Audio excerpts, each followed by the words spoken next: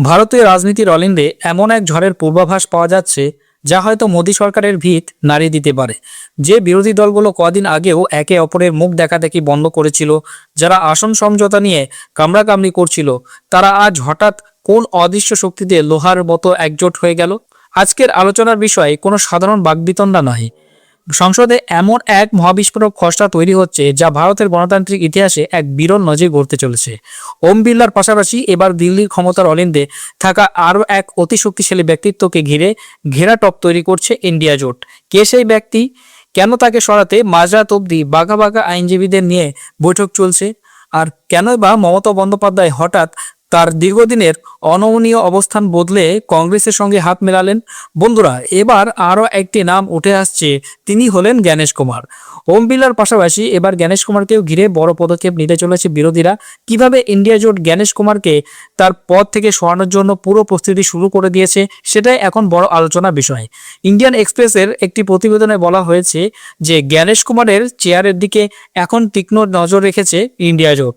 শুধু নজরই নয়, বড় বড় আইনজীবীদের বসিয়ে একটি খসড়া তৈরির কাজও শুরু হয়েছে, যার মাধ্যমে ইমপিচমেন্ট এনে জ্ঞানেশ কুমারকে তার পদ থেকে সরানোর চেষ্টা করা হবে। বন্ধুরা, বিভিন্ন নিউজ চ্যানেলের শিরোনাম বলছে যে পশ্চিমবঙ্গ নির্বাচনের তারিখ ঘোষণার আগেই জ্ঞানেশ কুমারের জন্য আরেকটি বড় দিন সামনে আসতে পারে। আর সেই দিনটি বেরিয়ে আসবে দেশের সংসদ থেকে। মঙ্গলবার সংসদ শুরু হতেই প্রশ্নোত্তর পর্বে তীব্র হট্টগোল দেখা যায়। তবে এবার হট্টগোল করেছে তৃণমূল কংগ্রেস, আর তাদের নিশানায় জ্ঞানেশ কুমার।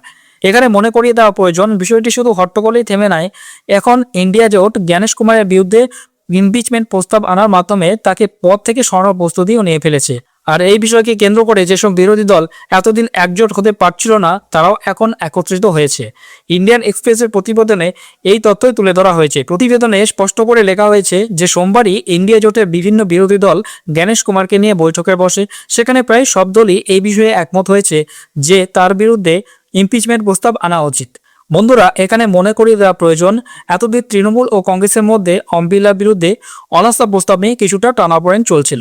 প্রায় 20 দিন আগে যখন বাজেট অধিবেশনের প্রথম পর্ব হয়েছিল, তখন কংগ্রেস ওম বিড়লার বিরুদ্ধে অনাস্থা প্রস্তাব আনে। সেই সময় তৃণমূল বলেছিল ওম বিড়লাকে আরও কিছুটা সময় দেওয়া হোক।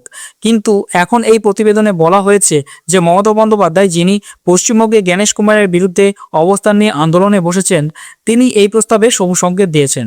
কংগ্রেসকে বলা হয়েছে তারা যেন জ্ঞানেশ কুমারের বিরুদ্ধে ইমপিচমেন্ট প্রস্তাবে তৃণমূলকে সমর্থন করে, আর তৃণমূল কংগ্রেস ওম বিড়লার বিরুদ্ধে কংগ্রেসের আনা অনাস্থা প্রস্তাবে সমর্থন করবে। এই কারণেই এদিন সংসদে শুধু তৃণমূল নয়, কংগ্রেস ও অখিলেশ যাদবের সমাজবাদী পার্টির সাংসদরাও জোরালো প্রতিবাদ দেখিয়েছেন। অর্থাৎ জ্ঞানেশ কুমারের বিরুদ্ধে সম্ভাব্য ইমপিচমেন্ট প্রস্তাব নিয়ে বিরোধী দলগুলো একজোট হয়েছে।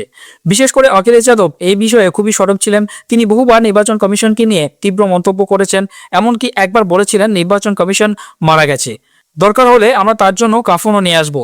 তাহলে সবচেয়ে বড় প্রশ্ন হলো, ইন্ডিয়া জোটের কাছে কি এত সংখ্যাগরিষ্ঠতা আছে যে তারা ইমপিচমেন্টের মাধ্যমে জ্ঞানেশ কুমারকে পদ থেকে সরাতে পারবে?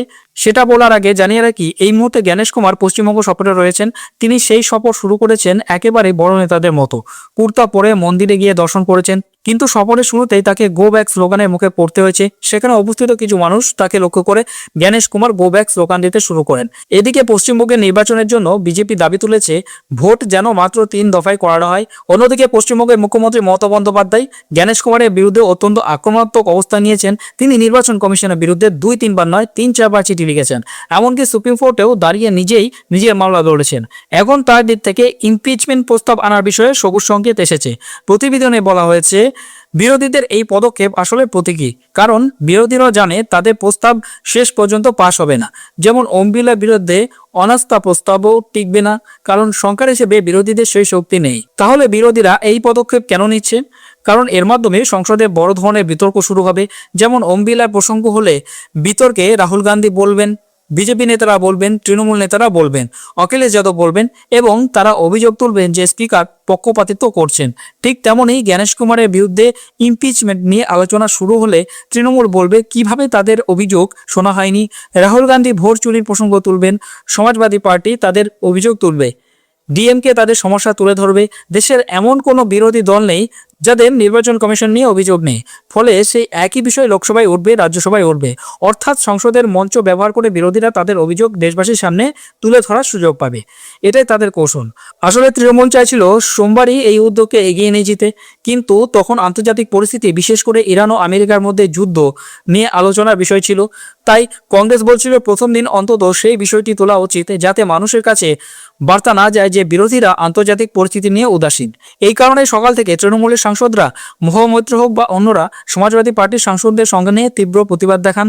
সংসদের ভিতর Gyanesh Kumar go back slogan উঠতে থাকে। অন্যদিকে কেন্দ্রীয় কৃষিমন্ত্রী শিবরাজ সিং চৌহান সংসদে দাঁড়িয়ে পশ্চিমবঙ্গে মমতা বন্দ্যোপাধ্যায়ের সরকার কেন্দ্রের বিভিন্ন প্রকল্প ঠিকমতো বাস্তবায়ন করছে না বলে অভিযোগ তোলেন। সরকারও বুঝতে পারছিল যে পশ্চিমবঙ্গের সাংসদরা আজ আক্রমণাত্মক মেজাজে থাকবেন, আর সংসদে ঠিক সেটাই দেখা গেছে। অর্থাৎ আগামী কয়েকদিনে সংসদে বড় ধরনের বিতর্ক হতে চলেছে, বিশেষ করে সেই সব বিষয় নিয়ে যেগুলো নিয়ে বিরোধীরা আলোচনা চাইছে। ওম বিড়লার প্রসঙ্গেও বিতর্ক হবে, আর যদি ইমপিচমেন্ট প্রস্তাব আসে তবে জ্ঞানেশ কুমারকে নিয়ে আলোচনা হবেই। আরেকটি গুরুত্বপূর্ণ তথ্যও প্রতিবেদনে উল্লেখ করা হয়েছে। এই পুরো প্রক্রিয়ায় বিরোধী শিবিরের কয়েকজন বড় আইনজীবী সাংসদকে যুক্ত করা হচ্ছে। ইমপিচমেন্ট প্রস্তাবের যে খসড়া তৈরি হবে তা অত্যন্ত সতর্কতার সঙ্গে শব্দ বেছে তৈরি করা হচ্ছে, যাতে কোনো ত্রুটির অজুহাতে সেটিকে বাতিল করা না যায়। অর্থাৎ জ্ঞানেশ কুমারের বিরুদ্ধে ইমপিচমেন্ট প্রস্তাব আনার একটি শক্তিশালী খসড়া তৈরির কাজ চলছে। এই উদ্যোগের সূচনা মঙ্গলবার থেকেই করেছে তৃণমূল কংগ্রেস। প্রশ্নোত্তর পর্ব শুরু হতেই তৃণমূল সাংসদরা Gyanesh Kumar go back slogan দিতে শুরু করেন। ফলে আগামী দিনে পরিস্থিতি কোন দিকে এগোবে তা সময় বলবে। এই পুরো বিষয়ে আপনার মতামত কি? কমেন্টে অবশ্যই জানান।